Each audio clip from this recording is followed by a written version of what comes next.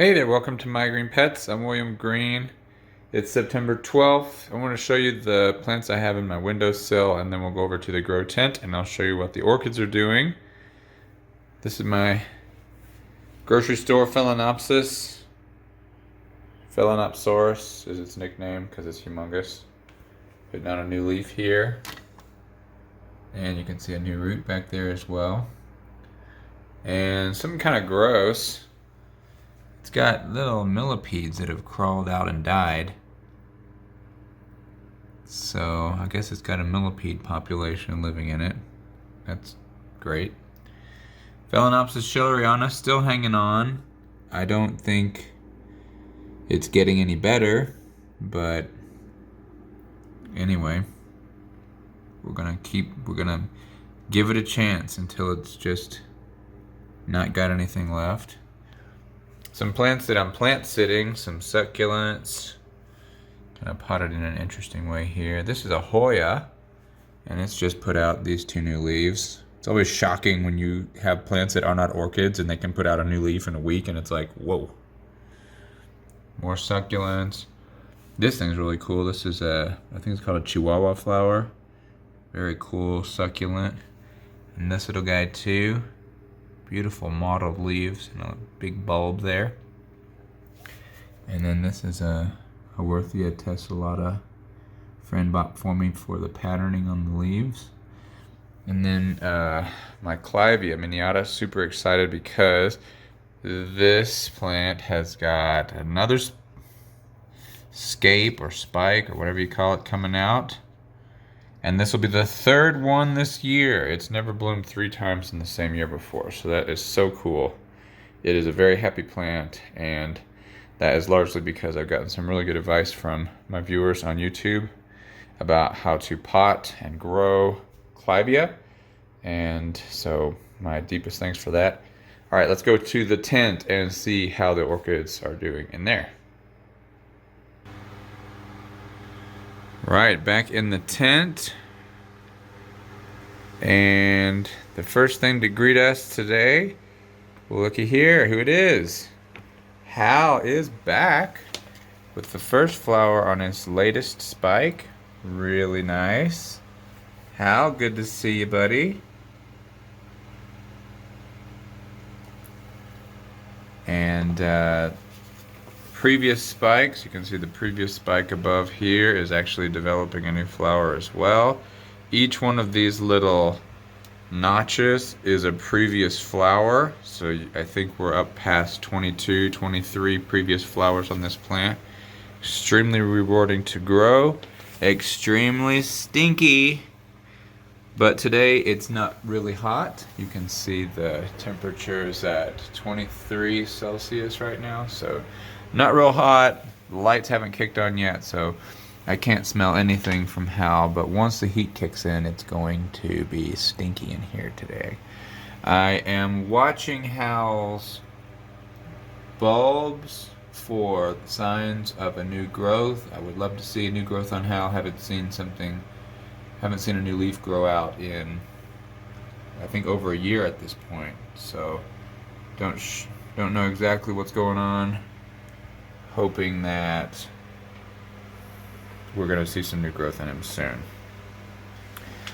Another plant I want to update. This is Mormodia jumbo world, Catasetum type. You can see the bulb is very nice, and we are seeing the first signs of yellowing. This plant usually goes dormant in October, mid to late October. So I would expect we are going to see some more leaf drop continuing on in the next few weeks. The day length has gotten dramatically shorter even in the past month or so. We've got another week and a half or so before the day length is 12 hours of light, 12 hours of darkness. And the way that I compensate, the way that I get that photoperiod to happen in my tent is that the lights in the tent, they always come on at 11:30 in the morning, and then they go off at 6:30 at night. But in the morning, light shines through the window here. So as the mornings get later and later. The sun rises later and later and later. The daylight is shortened in the morning, but my light cycle stays the same. So the lights will always come on at the same time all through the winter. But because the sun is rising later and later and later, the photoperiod gets reduced naturally by the sunlight, and I don't have to adjust my photoperiod on my lights. And so that is hopefully going to work. It looks like it's working okay for these Catasetums. The other two are recent purchases from Sunset Valley Orchids. I got these in June, and these guys never have really greened up too much. They don't look nearly as healthy as this guy, but hopefully they'll go dormant this year as expected. Let them dry out real well, leave them alone, and then next year we'll really be expecting some really good growth on those. Next to it, Cattleya Jose Marti, completing 1, 2, 3, 4 new growths. This one's got a sheath, and this plant is over half Cattleya mossii. So mossii is one of these that puts out sheaths and then it rests for several months and then it blooms. So I'm not sure if this will try to bloom right out of this sheath or if it will rest until the spring. Obviously, I would rather it bloom sooner than later, but we will certainly see how it works. And of course, that's assuming it blooms at all, but I really hope it does. It has a previous sheath that looks like it might not do anything, but who knows? We might get blooms out of both of them. Really excited about that one. My Bulbophyllum Lovely Elizabeth, this was a huge basket of bulbs and it was split into 7 different plants. You can see that it is getting rid of this leaf, taking all of the chlorophyll and nutrients out of that leaf into its bulbs in order to grow this new bulb. And the new bulb will be rooting once it gets a little bit bigger, and you can see the second newest bulb has got lots of roots climbing out there as well. There's also roots down in the medium that have pushed out of that older bulb. And I think the plant's going to be okay, but it really took a big hit being divided so heavily this year. So don't expect any flowers on this one, at least until next year. Maybe we'll get a couple new bulbs next year as well. Down here we've got my little basket of Bulbophyllums, and if you get real close you can see tiny little hair-like buds coming up on Bulbophyllum catenulatum. You can see there's one there and one there, and there's some more. You can, once you start looking, you can see fungus gnats too. That's always cool. And yeah, these are going to be really pretty little flowers. My Cattleya rex that was covered in snails a couple weeks ago, we did a snail treatment, submerged the whole plant in water, try to drown some. You can see that it is trying to grow back those roots that have been eaten off. So you can see there's 2 new roots coming out of that old one there, and then if you look along the side of the pot there, that root is sprouting lots of little offshoots as well. So hopefully I can keep my eye on that. Maybe I'll do that submersion treatment once a month or something, just to keep the snail numbers down so I can pick them all off. Let's see what else we got. Another plant that I am really got my eyes on is this Cattleya walkeriana. This one, if you watched the video with me and Stephen Van Camp and Lewis chatting last week, this plant, I'm really looking right here at the base of this bulb, and I'm hoping that we will get a flower spike pushing out of that this year. I'm not sure. The roots are actually, in the bottom of the pot, the roots are kind of brown and kind of moldy. So plastic pot, probably not the best thing to have this plant in, but I'm not going to disturb it. I'm just going to water it more carefully, because disturbing these plants, you're going to set them back. They do not like to be messed with. They like their roots to be well established before they do anything. So we're gonna have to make sure that we do that. Keep it happy. I want to keep it happy. Fussy orchids, you know, they're fun. This is the Cycnodes Wine Delight. Last year it was an enormous plant. It had 2 huge spikes with 28 flowers. I divided each of those bulbs up and sold them off to members of my community. So thank you if you bought one of those. This is what I have left. It seems to be perfectly fine. It's just teeny tiny this year. And I don't think that we are going to be expecting any flowers out of it. You never know, but I really doubt it. It's got to kind of reestablish itself. One good thing about dividing plants back to tiny little divisions is that they don't take as much space. And when you are pressed for space, as I am, it's definitely an important thing to do. Got my Cattleyas shedding leaves back here. Normally shedding leaves is no big deal. You want to look at the bulbs that they come off of. If the bulbs are green, no problem. If the bulbs are brown, that could be a problem. You got to look carefully. My Bulbophyllum lepidum, cute little thing. I got potted in just a old flask here. Put out 2 new leaves this year, and if you look at the bottom down there, you can see it does have a spike pushing out. Hopefully that will complete, keep growing out and bloom for us. Had this plant for 3 years. This is the first time I've ever seen it try to bloom, and yeah, I really hope that it can go through with it.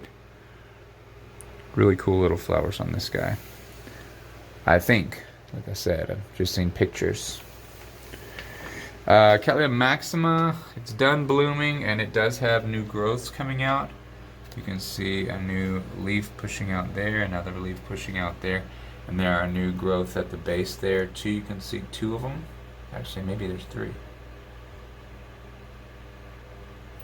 So this guy's going to be growing all through the winter, it looks like.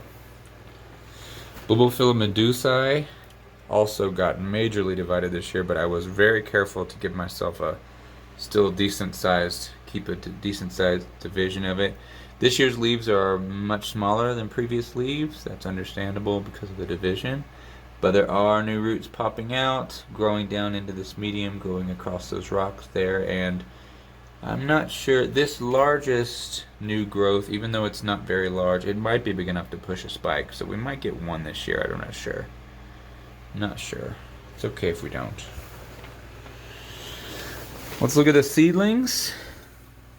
So these little seedlings are potted in little terracotta pots. Some of them have no media at all. Some of them have seedling mix.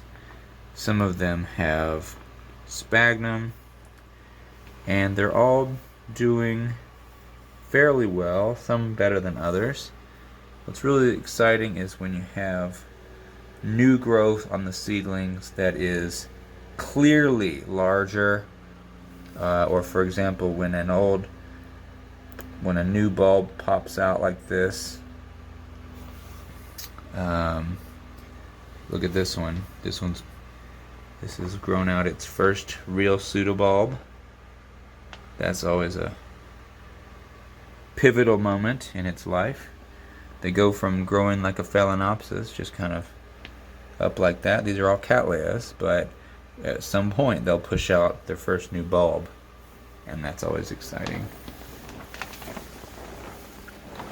See lots of new little roots on these guys.